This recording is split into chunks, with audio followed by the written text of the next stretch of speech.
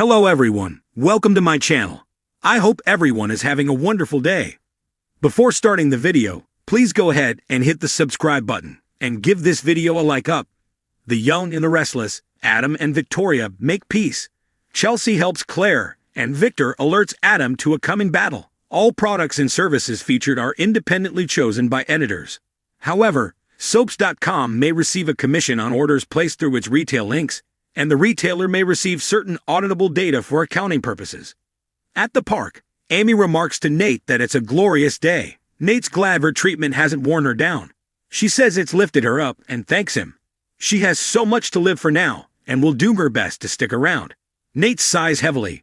Amy makes sure her ringer is on for when Audra or Damien finally calls. She goes on about Dumas, and there being no cell service where they are in France. They must have so much to tell them.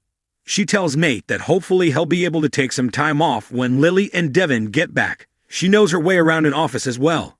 Nate just wants her to focus on her health. Amy warns when Damien gets back, she'll be at Winners all the time. They might as well make her useful. Nate turns to her and warns he has something to tell her. It's not easy to say. Amy reminds him they've had hard conversations before. She never thought she would get better. But now, with Damien back and him and Audra on her side, she feels stronger than ever. He should just say what he has to say. He assures her it's not about her cancer. Nate tells her things overseas got messy. He spoke to Audra, and then to Lily. Amy asks, "What about Damien?" She pleads, "Tell me about Damien." Nate says, "Damien died, Amy. Your son won't be coming home." Amy goes into denial and declares someone is lying. Nate tells her Lily called. Amy argues that no one called her. She's Damien's next of kin. Nate says he and Lily wanted her to hear it from someone in person. Amy wants to hear it from Audra. Nate says he talked to Audra too. Damien died. I am so sorry. Amy asks if Damien was sick. Why didn't someone do something? She demands to know what happened to her son. Nate explains that someone on staff decided Damien was a threat and killed him. Amy rants, "My baby was murdered. Who was that man to take her son's life?" Nate continues on to say the culprit took his own life. Lily and Damien got closer and this man, Carter, thought he was in the way. Dumas is Kane, Lily's ex. Amy rants that her son died because he cared about Lily. He gets a death sentence for that. At Crimson Lights, Adam, Chelsea, Victoria, and Claire are together. Victoria appreciates them understanding them postponing the funeral. They go over what happened in France. Victoria was grateful. They both planned on being at the service. Knowing at least one brother would be there helped. Adam cracks. The lesser brother is better than no brother. He apologizes, and they go back to discussing France and Kane, never revealing his motivations for the trip. Victoria marvels at Ashby being the mind behind the mask. She can't decide if that makes Dumas less predictable or more. Adam says Kane must have a plan. Victoria asks him to go on. Adam thinks there's a message in the real estate purchases. Maybe he's dropping hints given he likes to play games. Chelsea asks if Claire would like to take a walk with her. Claire thinks that sounds nice. They exit, and Adam tells Victoria that Claire is a lot like her. Victoria thinks she's more like her father, her kindness and empathy. Adam's sorry they didn't have more time with him. If there's ever a way that I can help, Victoria thanks him. Adam and Victoria go over Kane's purchases, including the athletic club. He's asked someone to look for patterns. He worries he's adding to Victoria's stress. She admits she's used to the two of them working together. Adam guesses being with him puts her on edge. She says that's not fair. He went all the way to nice for the family. Adam assures her he won't let anyone take anything from them, ever again. Together or apart, we have to fight like hell to protect what is ours. Adam asks if she wants to join him in stopping Kane in his tracks. You call the shots. Victoria realizes he's become more empathetic when he mentions the difficult time she's going through. He credits Chelsea and Connor. Victoria admits it's nice to talk about something other than Cole. She's not avoiding grief, but they do have to be ready for Kane. They agree he has stones, taking on Victor, or he's insane. They have to figure out how to give him a homecoming he won't soon forget. At the Overlook, Claire thanks Chelsea for suggesting this. Chelsea wishes she could make things easier for her. Claire says it helps seeing her mom and Adam working together. He's been a great support for them with the others away.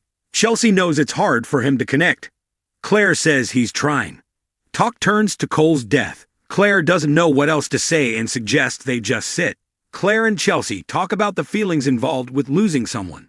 They go over Claire's past and how her parents' love fixed her. Half of that love is gone, and she's really angry over being robbed. It's unfair for all of them. Chelsea reminds her she was also given a gift. Maybe try to focus on that. Chelsea launches into a talk about Connor and his condition, and the feelings and guilt she had surrounding it. It's different than what she's going through, but the beauty and tragedy of life is that they don't get to choose what happens to them. Claire's just scared that she might forget her dad's face or voice. Chelsea tells him she might forget details, but never how he made her feel. Claire cries that she was really lucky. Getting him for a dad was so much better than she ever expected. It's hard to let go. Chelsea assures her that her dad will be with her forever. Still at Crimson Lights, Victoria and Adam agree to fight Kane. Cole would want her to be ready and not let her guard down. His eulogy is running through her head. Adam's sure it's beautiful and urges her to share it with him. Adam's sure they can talk about things other than business and asks how Katie and Johnny are doing with the loss. Victoria says, "It hasn't been easy." Chelsea and Claire rejoin Victoria and Adam in the coffee shop. Victoria tells Chelsea that Adam gives her credit for his evolution and empathy. She thanks them both. They'll let them know when they reschedule Cole's service. Adam will let Victoria know when he hears back from the real estate people. Kane is not going to win.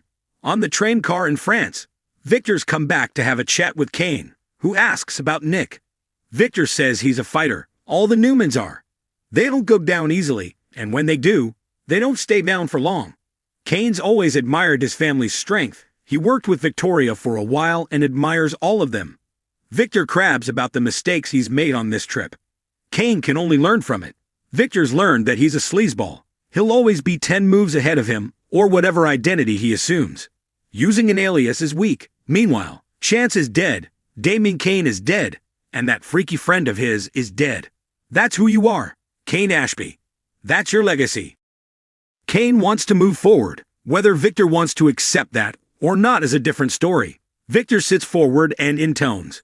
"Do you know who you're dealing with, young punk? You watched your ass." He tells Kane, no one wants him in Genoa City. No one is waiting for him there. He has nothing to gain. Kane plays dumb. Victor knows he's bought up all kinds of real estate in Genoa City. Kane can't figure out how he knew about the real estate purchases, but he can't block them or stop anything. Victor knows this isn't his endgame. He'll figure it out. Just know it's my town. His big attitude will get him into trouble. It already has. Kane was hoping for peace, but if it's a fight Victor wants, Kane warns he'll get it. Victor loves it when people challenge him. So you watch out for what you wish. Victor intones that he locked up his son, and then asked his creepy, robotic friend to kill for him. His son ended up in the hospital. "He's not his friend. I'm your worst enemy," Victor warns. Kane says it doesn't have to be this way. Victor tells him if he can't resist the temptation to come to Genoa City, don't come near my family. Still in the park, Amy works to get her mind around the details of Damien's murder. Nate says it wasn't the work of a rational mind. Amy cries that she doesn't get it. The last time he held her, he meant it. It was everything she wanted. She fears if she'd let him be, he wouldn't have met Lily. Nate says the only one to blame is the man who took a life. Amy cries that Damien was supposed to have more time. I wasn't. Nate says Damien was grateful to be reconnected with her. She sobs that it wasn't enough time. Nate tells her they'll mourn him together and share memories. Amy sobs, I don't want memories. I want my son. Amy stands and shouts that her son was a part of her. She'd know if he wasn't in the world anymore. Nate says it's going to take some time. Amy insists Damien is not gone. My son is not dead because I'm still here. I'm still here. Nate holds her as she protests and sobs. She sags in his arms. At noon media, Chelsea tells Adam they should have Victoria and Claire to the house. She asks how it felt with Victoria. He admits it was awkward, but they go along. He changes the subject to Claire. Chelsea says she's in pain and feels cheated. She's strong, and that will carry her through. Adam hopes Victor won't grind her down in the process. Chelsea's sure once Kyle's back, she'll have all the support in the world. Adam tells her there's no future for them. Victor will never let that romance survive. Back at the tack house, Victoria and Claire discuss Chelsea, who hasn't had it easy. Claire says talking to her today was helpful. Victoria's glad. The conversation turns to Kane Ashby. Victoria says they have to prepare as though he's a threat to the family. It won't end well for him. Adam's riled up, not to mention Victor. Claire likes seeing her and Adam with their heads together today. Victoria could tell he really cares about the family. If that's all they ever have in common, that's enough. At Newman Media, Adam takes a call from Victor, who says he's not on his way back yet. Once Nick's released, they'll board the jet. They want to be at Cole's memorial. Victor warns his son that Kane's not backing down and he's working with Billy Boy. Adam says, of course he is. Victor says they're going to crush them. He hopes it won't be a problem with Chelsea. This man has declared war, and he shall have it.